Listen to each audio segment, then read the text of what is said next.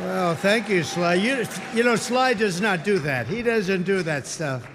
And he did a beautiful job, and I want to thank you and John Voight for being here. John, the great fight movies, I think Sly has a lot of them, and John has The Champ. What a movie that was, right? But I want to thank everybody for being here. You know, when Mrs. Post and E.F. Hutton, her husband at the time, when they built Mara-a-Lago many years ago, the Roaring 20s, it was the Roaring 20s, and we're hotter right now than they ever were in the Roaring 20s, I believe, and we're going to be a lot hotter, but we're going to keep it going. We're not going to have 1929 happen. Although, if it would have continued the way it was, it might not have been too good. But when they built it, nobody knew what was going on. Nobody knew opulence. Nobody knew real luxury. Nobody knew poverty. They didn't know anything, and they learned a hard lesson. In 1929, they learned a very, very hard lesson, and we're going to turn our country around. We're going to make it so great, so strong, so powerful. We're going to bring it all back. I want to thank some people that have been so instrumental in doing such a great job in terms of not only policy, but people, and people love them. Brooke Rollins, who put this on with Linda McMahon. Linda has been a great friend of mine for a long time, right, Linda? I want to thank you very much. And the America First Policy Institute, what a job they've done. But I said, you know, the policy is much more important if we do it for 8 years than it is if we do it for 4 years. So I said, let's do this. Don't worry about your policy. Let's get out and let's win the election. But nobody knew we were going to win it the way we wanted. That was a big one. So that was really great. And Javier, I'd like to congratulate you on the job you've done for Argentina. Your speech was beautiful, but the job you've done is incredible. Make Argentina great again. You know, MAGA. He's a MAGA person. And you know, he's doing that. He's actually doing that. Just happens to work with EA. That one we don't have to worry about. It doesn't work so well with other countries, but you know what? I think your numbers are working also. You've done a fantastic job in a very short period of time. It's an honor to have you here. That's really great. Thank you. Also, Speaker Mike Johnson, wherever you may be, Mike, in this very big and crowded room. Thank you, Mike. I went yesterday, just in case, I said, look, I want to tell you, I'm behind this man 100%, and he got 100% of the vote from Republicans. Are you sure? You sure, huh? No, he's doing a great job. Nothing easy. We actually had one little period, about 4 weeks, where we had a majority of 1. That was not pretty, right? And you handled it beautifully. He just kept that stiff upper lip, but he's doing a really good job. And that was a great vote you got yesterday. Totally unanimous vote. Congratulations, Mike. That's beautiful. Members of Congress, all of whom voted for Mike, and they've been my friends. It's just a small group, but we have a lot of them outside, and we have a lot of them coming over the weekend. Byron Donalds, the star. Where's Byron? Byron, what a star. What a star. Thank you, Byron. Ronnie Jackson, Doc Ronnie, he's been a lot of things. He was my doctor. He was a great admiral, you know, highly respected admiral, great doctor at the White House, and now he's a very popular congressman. He won by 48 points. That's pretty good. Of course, it was a very, very Trumpy district, but he won by 48 points. But when he was a doctor, they asked him the question, the fake news, which is here. Look, wow, that's a lot.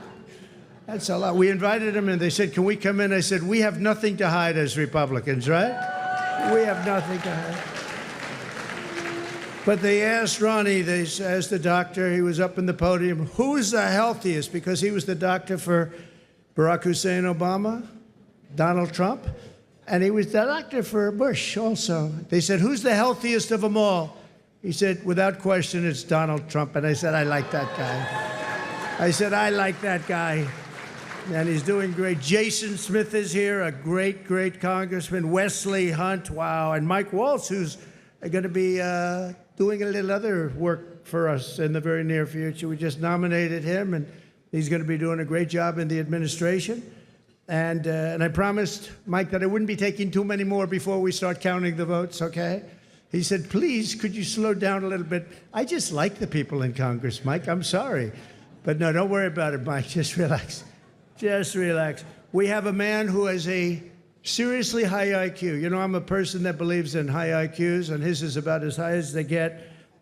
He launched a rocket 3 weeks ago, and then he went to Pennsylvania to campaign because he considered this more important than launching rockets that cost billions of dollars. Elon Musk. Elon.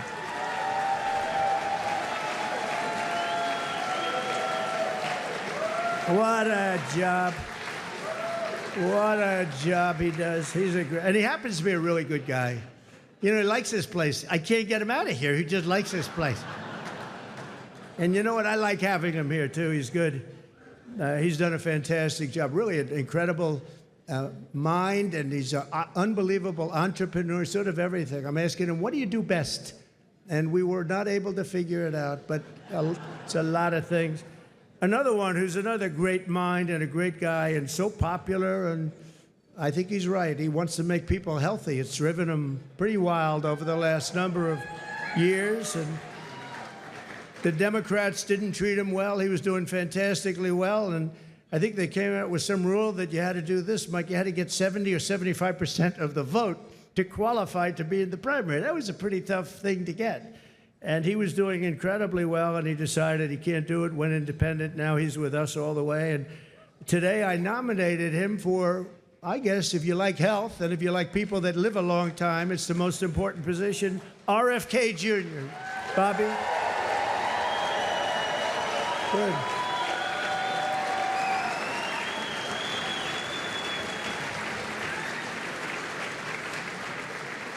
And I just looked at the news reports. People like you, Bobby. Don't get too popular, Bobby. Oh. You know, you've reached about the level. Now, we want you to come up with things and ideas and what you've been talking about for a long time, and I think you're going to do some unbelievable thing. Nobody's going to be able to do it like you, and boy, does he feel it in his heart. So congratulations also to your family. And a woman who was a Democrat and was an independent, she went independent, and last week she said, I want to be a Republican because this is what I stand for. And I've always admired her, and I've admired her because she was loaded up with common sense. And it's all about common sense. I mean, we're conservative in this room, but we can understand the other side. But what we really are is people with common sense. And I think that's why we won with the numbers that we won by. Tulsi Gabbard. Thank you, Tulsi. Great common sense. And you have Vivek Ramaswamy. It's taken people a long time, and now that name is emblazoned into their brain. But Vivek, wherever you may be, where are you, Vivek? Thank you, Vivek. Good. He's working with Elon on efficiency. They're working on efficiency, among other things, and they're going to be saving a lot of money and making our country stronger and better, and they'll be coming out with individual reports, but a big one toward the end. And you put those two together, it's going to be really great. So we look forward to seeing it, working with Elon, and that'll be a great experience. You're going to learn something from Elon, I think, right? It's going to be great. Thank you very much, Vivek, and great job. What you've done is fantastic. And somebody that I've admired for a long time, but I've really gotten to know him in my political life, but especially I think over the last year, more than maybe ever before, maybe more than even than the first 4 years, because we had a tremendous success through my first term, and then bad things happened, and we had to wait. I couldn't wait. I was saying, they're not going to do it. They're not going to help us. They're not going to save this country.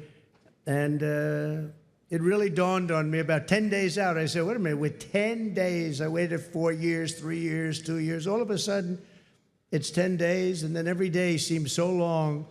But I knew by the crowds we were getting, it was going to be really something. And Newt Gingrich got up, and he said, this is a very special thing that's happening, because nobody has ever had crowds, and they just wanted hope. They wanted something. They just didn't want what they had, and nobody expressed it more beautifully than Newt Gingrich, and thank you, Newt, very much. It was really beautiful. And Callista, thank you very much. Thank you, Callista. But the American people have just delivered really something very amazing. The biggest political victory in 129 years. Can you believe that, Newt? 120. They said the most consequential election. I love that word. It's a beautiful word. Most consequential election in the last 129 years. Wow, that's something. So we swept all swing states. We won the popular vote. Oh, I love that. You know, in the last one, in my first term, they said he won the election, but they always followed by he didn't win the popular vote. That's what they say. I don't even know is it true or not. Who knows? But they would say he didn't win the popular vote, and we won the popular vote by records now. So nobody can say that anymore about us. Nobody can say that because we won the popular vote. And I didn't win it. The people won it. The great people of our country won the popular vote, and that's what they wanted. And this was something really special. Won the White House, recaptured the Senate, and now, as of today, recaptured the House. Thank you very much, Congressman.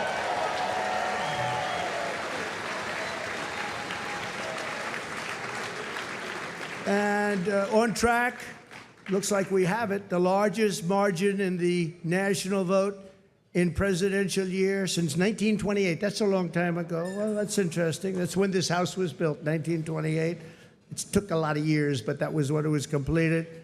And something that I just read here, and I saw from one of our friends from the news, from the media, we won, I didn't know this, we won 49 out of 50 states, shifted toward the GOP significantly. That's a big number. So we won the largest share of black and Hispanic votes of any Republican in the history of our country, recorded history of our country. So we won, think of that. We won the largest share of black and Hispanic voters. That's so incredible. They're unbelievable people. We respect them. We admire them. They've been through a lot. And they like us, and it wasn't easy. It wasn't easy, but if you take a look at the border of Texas, the governor called me, Greg Abbott, who's a great guy, called me up. He said, you won every single town on the border, and these towns were always blue. They were a dark, strong blue, and we won every single town up and down the border in Texas. We won with married women. What about unmarried women? What happened to unmarried women? We won with married women. We won half of all ages. Think of that. More than 50% of the 18 to 29-year-olds, the highest in many decades, the highest number. And again, it really has to do with common sense. You know, people don't want men playing in women's sports, right? They don't want it. They don't want it. You know, I said that during the last few weeks, I was very heavy on the common sense things, like they want a border. They want people to come into our country. They do. They don't want to have exclusion, but they want to come in legally through a system. They don't want them coming in through prisons and through where you dump a prison from countries all over the world, dumping prisons into our country. The prisoners dumped into our country by the millions. They don't want that. They don't want all of the kind of things that they don't want drug dealers. They don't want gang members. They don't want people that are causing trouble. They don't want people that the country doesn't want. And they had I would say a truth, Elon would say an X, but it came out and it had 12 different things, and it went down a list of things, and part of it was that the cartels were bringing in drugs. They don't want them at stopping. Wait till you see the numbers that are going to be released. In 2 days, things happened to our country. This is 2 days as of 3 days ago, but things are happening to our country that we didn't see happening for years. The caravans on the way up, 35,000 people, they're breaking up. They're breaking up. They're not making the journey. And we had 3 or 4 of the highest, I guess almost every single day we set new records in the stock market. We set new records economically. We're doing good. Now, the only thing is, Mr. Speaker, I think it's important, maybe you should pass a bill. You have to start my term from November 5th, okay? Or November 6th if you want. November 5th, because the market's gone through the roof. Enthusiasm's doubled. It's doubled in the last short while. And I watched a liberal commentator say, you know, whether you like him or not, there seems to be a beautiful light shining over our country and even over the world. I said, this guy didn't say that.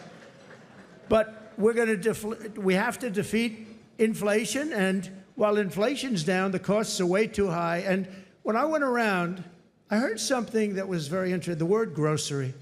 It's sort of such a strange and simple and nice word. You know, I'm going out for groceries today. They talked about that more than any other item. The groceries are too high. And when you think about it, that's a very bad thing. And I talked about that a lot in the last couple of weeks, and it resonated. I tell a story about a woman. She got 3 apples, an old woman. She had 3 apples, and she brought them up to the cash register, and she looked at the woman, and she said, is that the right price? And the woman said, yes, ma'am, I'm sorry. Yes, it is. And she said, oh, that's okay. Could you wait 1 minute? And she took one of the 3 apples, and she brought it back to the refrigeration, and she came back gently up to the cash register, and she paid for 2 apples instead of 3. That should not be happening in our country. That should not be happening here. It's not going to happen here. We're going to make it a much different place. We're going to slash energy costs. We're going to get your energy bills in half, and that's going to bring down the costs, generally speaking. And we're going to have a whole new. We have a big announcement, and I won't tell you the name of his, the exact name. I think he's an incredible person. He's got an unbelievably wonderful wife named Catherine. So I won't tell you his name. Might be something like Burgum. He's from North Dakota. He's going to be announced tomorrow for a very big position. So everybody's waiting. There he is. Hi, Doug.